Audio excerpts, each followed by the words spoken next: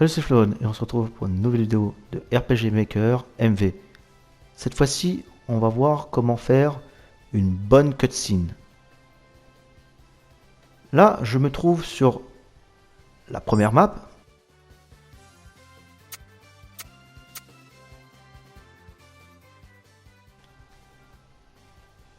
Ici, j'ai mis si la cutscene est on, je suis téléporté à l'extérieur de la maison. Sinon, je suis téléporté à la cutscene.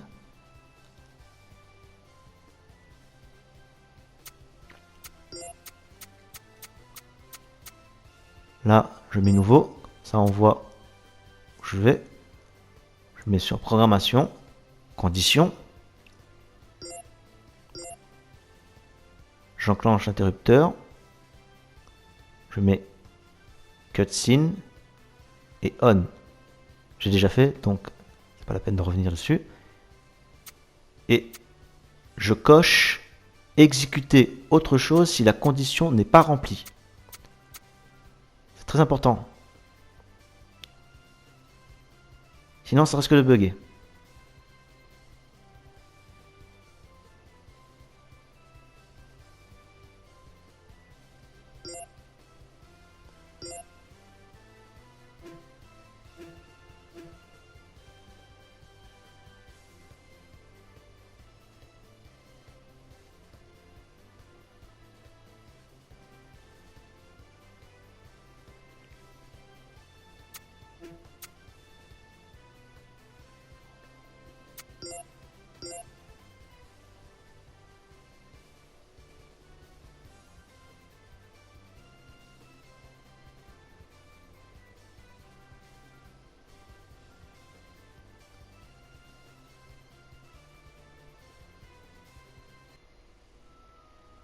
Jusque-là, tout est bon.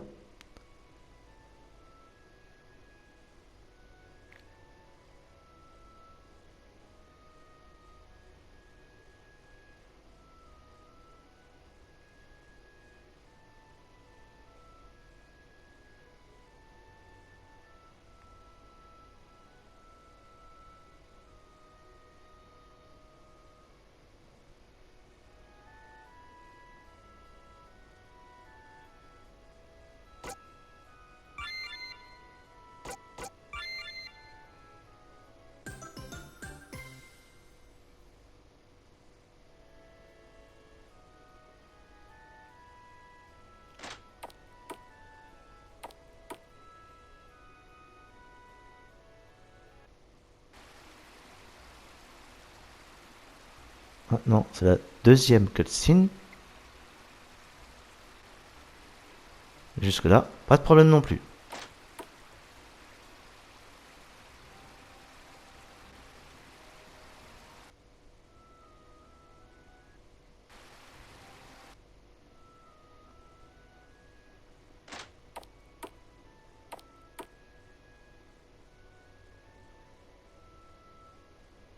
Tout est OK.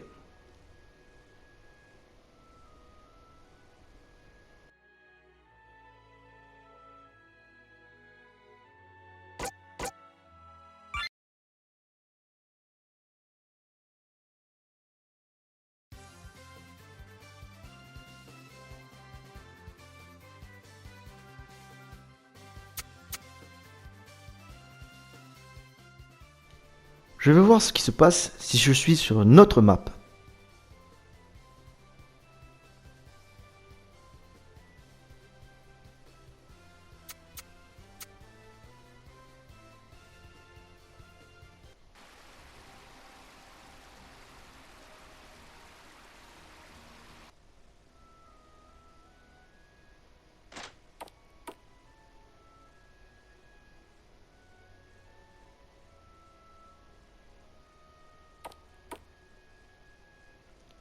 Et là, problème, ça ne marche pas. Ça bug. Pourquoi? On va voir ça ensemble. Alors, pour corriger ce genre de bug, il faut créer une autre page. Donc, on met l'interrupteur qui est ici EV002. On l'enclenche. On coche la petite case.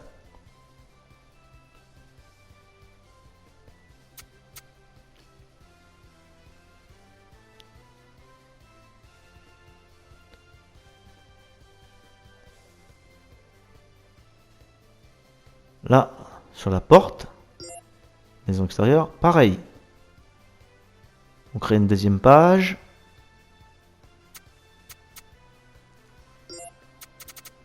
Et sur la deuxième page, on coche interrupteur aussi. Et on n'oublie pas de créer modifier interrupteur local. Dans le cas présent, c'est A. On le met sur on.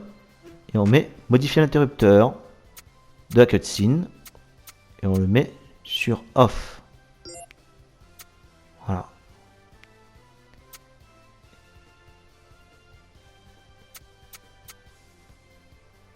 Voilà. Interrupteur local.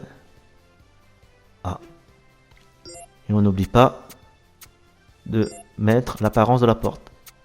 Sinon, une fois que la première page sera partie, la deuxième se lancera et s'il n'y a rien, ben, il n'y aura pas de porte.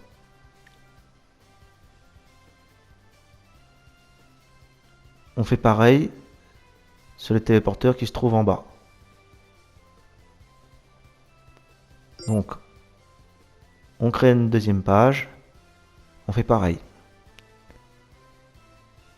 Modifier l'interrupteur local. A. On le met sur on.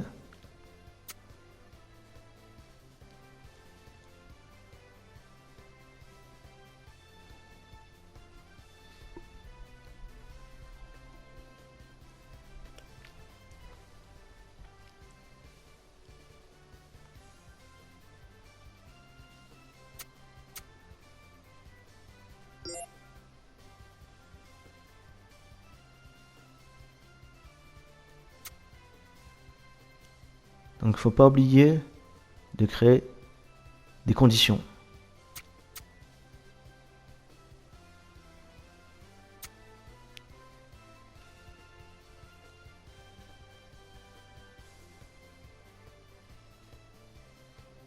Donc je ne vais pas trop vite pour que vous ayez le temps de voir ce que j'ai mis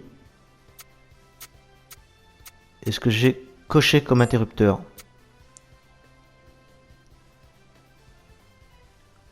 C'est important de bien nommer les interrupteurs que l'on crée. Sinon, on risque de s'embrouiller.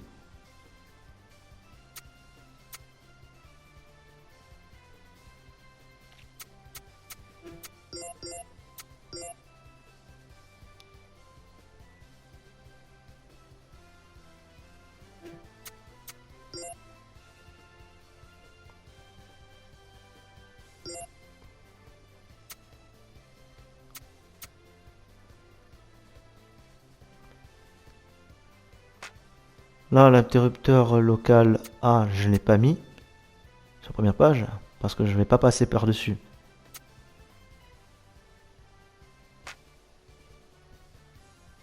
Mais si vous avez plusieurs cases qui a la téléportation, n'oubliez pas de le mettre.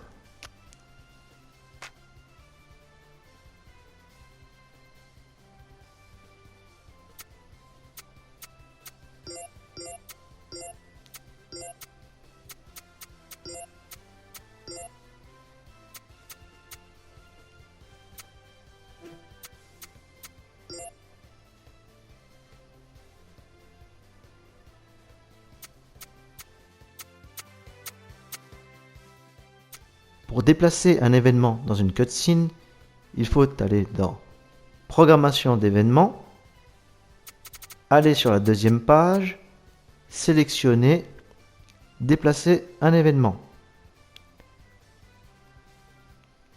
Là, on va voir comment faire. J'ai fait une erreur. Non, on est dedans.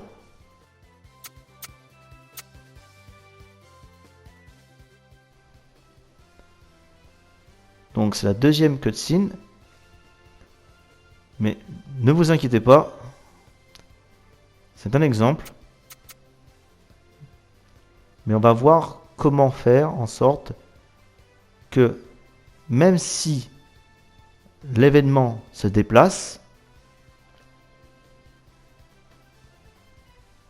le joueur ou le deuxième interrupteur ou l'événement, le deuxième événement, puisse se déplacer.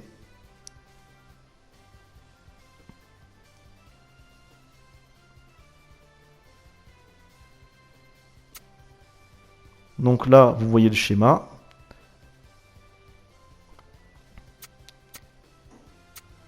Mais ne vous inquiétez pas, je vais revenir sur les trajectoires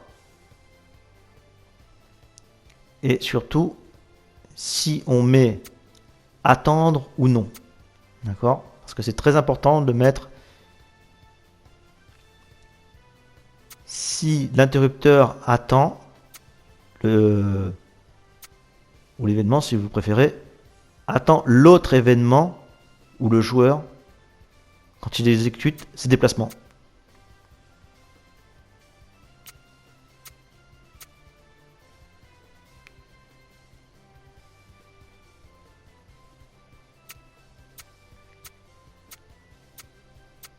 Voilà. Là, l'exécution est terminée. Donc, on va revenir maintenant sur les points qui sont importants. Donc, l'événement, voilà, point de départ. On met attendre la fin.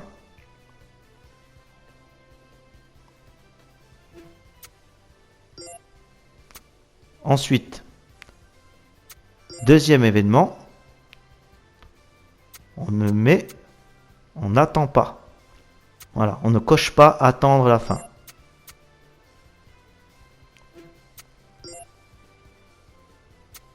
Ensuite, la bulle d'émotion. Puis on fait un nouveau déplacement, événement. Là, pareil, on n'attend pas la fin.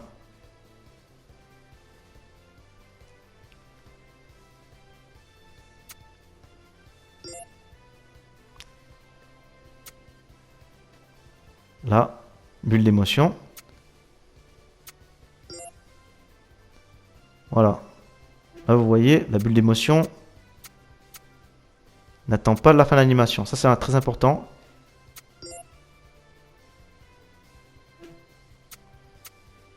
Pour qu'il y ait une certaine concordance. Par contre, voilà. Quand il y a un texte, il faut mettre attendre la fin.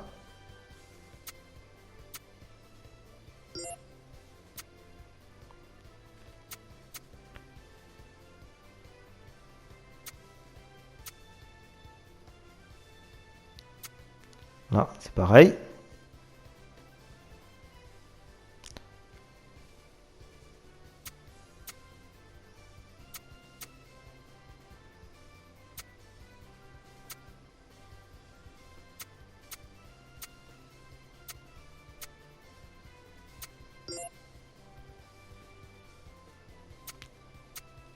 Là, on ne met pas attendre la fin.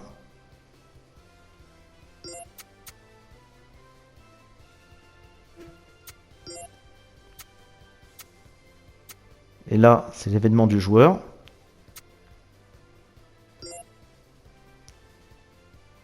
Là, on met attendre la fin.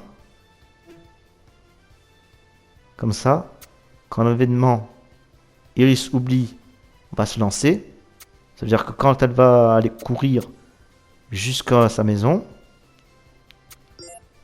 l'événement joueur va se lancer simultanément.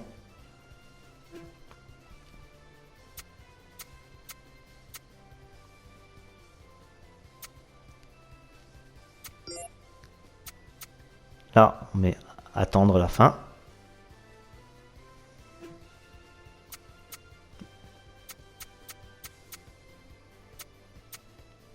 Et voilà, on se téléporte et c'est fini.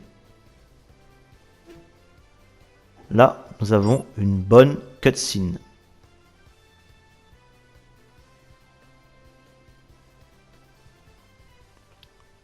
Maintenant, on va la lancer. Pour cela, rien de plus facile. Il suffit de téléporter le joueur directement. Case de départ ici. Et lancer.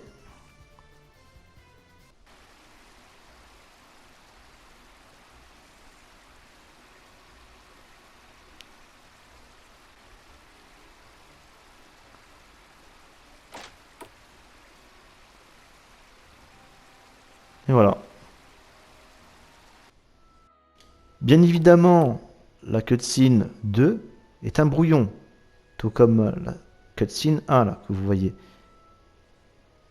Donc j'aurais pu rendre la cutscene encore meilleure si j'avais fait en sorte que l'interrupteur ou l'événement de la cutscene 2 en fait ne marche pas. Parce qu'on voit que le personnage marche avant de se lancer. Elle attend mais elle marche. Donc il aurait fallu que je mette que le personnage ne marche pas en fait. Immobile, il reste immobile avant de lancer. Voilà.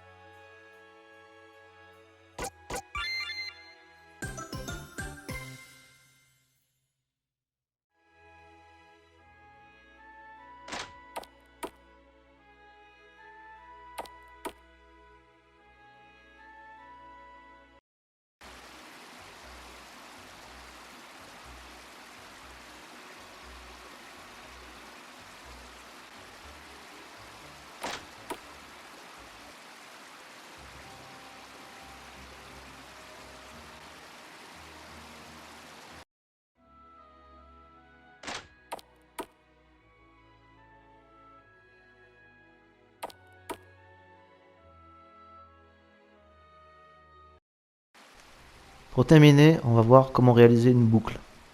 Ça n'a rien de compliqué, mais on peut se tromper quand même. Donc on va voir comment réaliser une bonne boucle.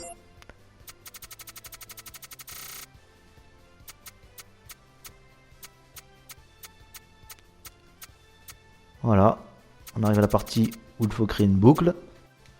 Dans programmation d'événements, on va sur programmation et on prend boucle. Dans message, on sélectionne afficher les choix. Donc on a oui ou non, mais on peut mettre un troisième ou quatrième choix au plus. Donc si c'est oui, on met un texte. Là par exemple, j'ai mis modifier la musique et démarrer un combat. Et on met interrompre la boucle. Si c'est non, on met le texte, mais la boucle continue. Et sur le troisième choix, pas maintenant, on met le texte, et à la fin, interrompre la boucle. Voilà.